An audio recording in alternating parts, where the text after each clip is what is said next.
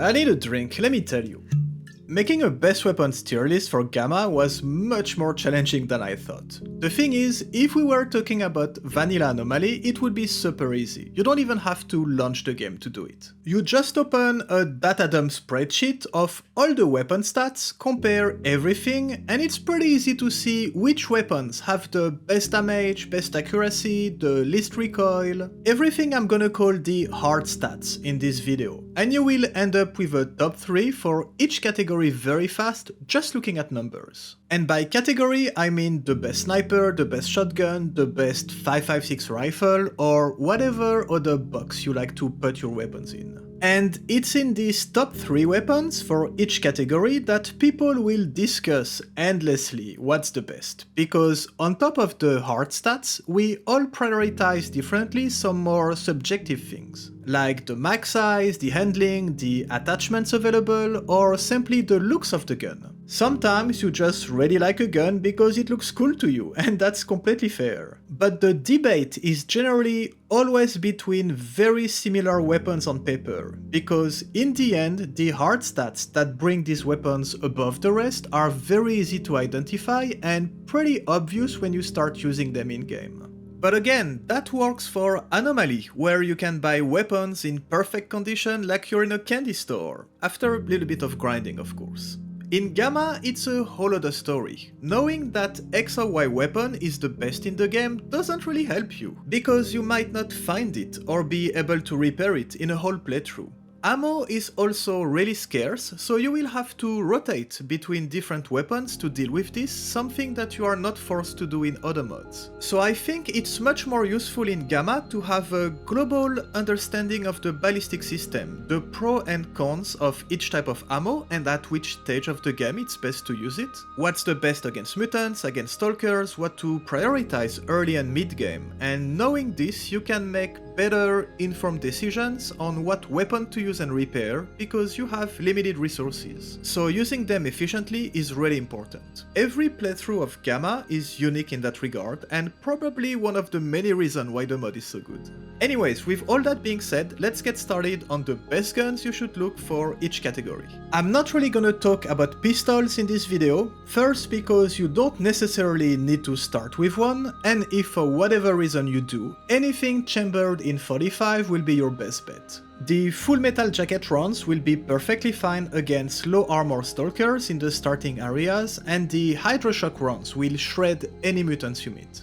All the other options in 9x18 or 9x19 are pretty weak, and when you finally get access to decent pistols, like the FN57, MK23 or USP Tactical, just to name a few, you will have better options by this point anyway. So early game, we want something easy to find, easy to maintain, that uses a type of ammo that's plentiful and cheap and packs a punch, so we're gonna look towards .45 weapons. And the best all-rounder by far is the UMP45. With a couple upgrades and attachments, this gun can carry you by itself for a pretty long time. Another very good and similar option is the MP5 Fraser, the only MP5 chambered in .45 actually. But it's pretty rare and hard to find, so you can of course keep your eyes open for it, but don't expect it to drop easily. Having a good shotgun as a secondary weapon is always a must. So of course you have options like the legendary TOS 34 that's always here to do the job, but in early labs or Agropom Underground or any situation where you need to kick in the door and start blasting, you're gonna need more firepower. And the MP153 Carabiner is by far your best bet in this category. With a bigger mag size but much higher recoil and slower fire rate, you have the SPAS 12, that's a very good option too, and something I use in all my playthrough if I can't get my hands on the 153. And these two options for early game are way above the rest in pretty much every aspect. Unfortunately, you have very little options for long range, high damage weapons early game. Either you won't be able to repair them, or the ammo will be too hard to get, or you simply won't have the attachments to really make them shine and use as a main weapon. I'm still gonna mention the SKS Tactical here because it's a great weapon that could fit in this category, but you're gonna replace it very quickly, so I'm not sure it's worth the investment. If you get really desperate or just want to use a very cheap option early to save the good stuff for later, the Bison with the 9x18 rounds is pretty decent. Switching the ammo type at the Technician actually makes it a pretty good weapon, but you won't have access to this until the Expert tool, so that makes it completely useless early game. And late game too, because at that point you will have so many better options. But if you have a ton of 9x18 ammo to use, it can be very useful in starter areas. And for 9x19, the MP5 SD is probably the best weapon to use in that category. Actually, 9x19 AP rounds are pretty good against mid-rank Stalker, so it's definitely an option. Okay, now we're moving to the mid-game. You killed a lot of people, got a ton of mission rewards and stashes, you have the basic and advanced tools, and saved a couple repair kits. That's where things really kick in and you start having a lot of very good options, so much that it can get a bit overwhelming. The first thing you will try to get is an all-purpose assault rifle. And because even with crafting, ammo is still very scarce, you will probably pick a gun that shoots ammo your faction trader has in stock. So that would be a 5.56 rifle if you play a NATO faction, and a 5.45 one if you play Warsaw Pact one. And don't worry, there's a lot of great options for both. For 5.45, the AK-105 is with no dot at the top of the list. Very easy to find and to get parts to repair. Add the Shackle upgrade kit from the Duty Trader and you have an amazing weapon that's pretty much good at everything. Picking dangerous enemies at long range with AP rounds, melting everything in CQB, and cleaning all the low to mid-tier mutants with HP round, this rifle is an absolute beast, and one of the best all-rounder in the game. You can also buy the Shackle upgrade kit from Nimble in Zaton, but you probably won't have access to him until the late game. So if you can't buy it early from Duty, the Rifle Dynamic 74M is also a very solid option. Good damage, great fire rate and recoil control, and it really starts to shine after a couple upgrades. You don't have the 45 max size of the upgraded AK-105, and you will have to find or buy the attachments one by one, but it's still an amazing weapon and a great option. I'm gonna finish the 5.45 category by mentioning the AK-12 Monolith, especially the 2.0 version, and the AK-74 PMC. In terms of overall stats, damage, max size, recoil, attachments available, they're both very good weapons that are worth repairing and using if you can't get the kitted 105 or the rifle dynamics. They're actually a little bit easier to find. Okay, now let's stay in the same weapons category but move to the 5.56 options, and there's a lot of good picks here. First, you have the HOA 20, absolute monster of a weapon, with overall stats and damage above almost anything else. And it comes with the adjustable scope and laser sight built in, which is really nice. The only downside is the small max size at 30 rounds, so if that's an issue for you, you have the AR-15 Hera as another very good option. Slightly lower damage and fire rate, but still great stats overall, amazing recoil control and a huge 60 rounds drum mag. Right after these two weapons, you have a lot of very similar options that are all really good too, so it's gonna depend on your luck and what you loot pretty much. The AK-5C is amazing, especially if you can get your hands on the ISG version, but it's pretty rare. You will have more chances getting the M4 Tactical, M4 Butcher even, or even the SR556. All of those are very good options. One last pick that's actually amazing and often overlooked is the upgraded AK-105.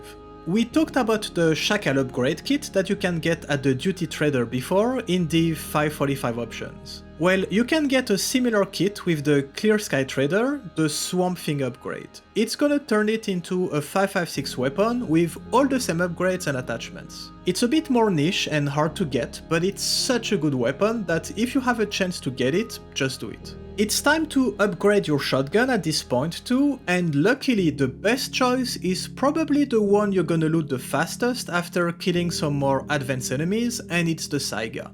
The Nerd and Dutchman variants are really good, especially when you get the 3-round burst to wreck absolutely anything close range, and if you can get your hands on the ISG version, you're set for the whole game pretty much in that category. The Raptor is an absolute beast and arguably a little bit better. It can handle easily the biggest, toughest pack of enemies, but it's very rare, so don't wait for it to drop before upgrading.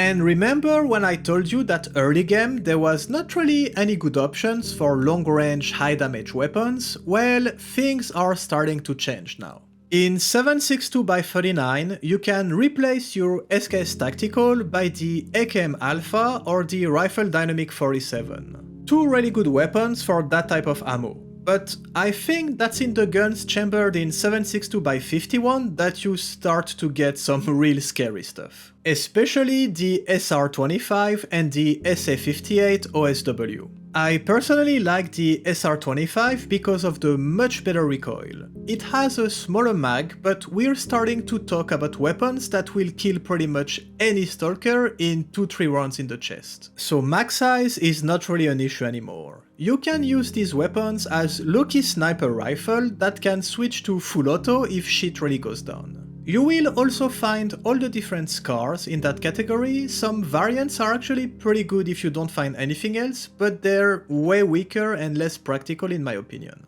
If I can't get my hands on one of those, or just as a different but similar option, I will generally pick a 9x39 weapon as they have pretty much the same usage. And here the VSS Merc and the Rifle Dynamic 9x13 are two of the best options. With the armor penetrating rounds you can deal with pretty much anything, and in terms of looks they're by far my favorite weapons. I honestly think that all these 9x39 and 7.62x51 guns in Gamma make sniper rifles kinda useless. They do pretty much the same job and are much more flexible in general, and cheaper to use. If you find a SVD-S, and even better the SVD-S PMC, and have a lot of 7.62x54 ammo lying around, by all means go for it.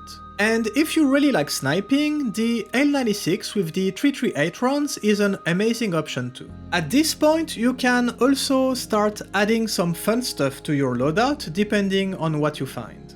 The MP7 and the P90 are both great weapons that you can equip in your melee slot. One of my favorite things is actually changing the MP7 to 9x18. At this point you should have a crazy amount of that ammo, so it's a very cheap way to get rid of easy enemies you meet along the way, especially when your main and secondary weapon use very expensive rounds that you don't want to waste. The Vector could fit perfectly in that category too, but unfortunately you can't equip it in your melee slot, so it kinda defeats the purpose of a quick weapon to use on easy enemies. And I'm gonna finish this video with an absolute monster that's actually not that hard to find mid to early late game, and that's the Ash 12. I actually tend to use it as an improved shotgun for highly armored enemies. It's my go-to weapon to get to the Wish Granter, for example, but technically it's a rifle and you can pick people with it from pretty far away too, and it packs an absolute crazy punch. There's of course a lot of things I didn't mention, especially a ton of very good but very niche guns like the Camera Hunter, the Desert Eagle Dampier and things like that.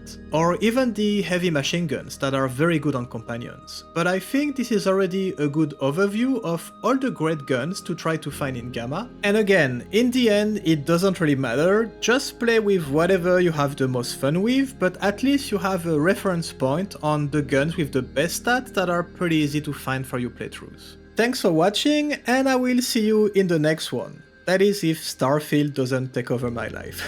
Okay, see you later guys.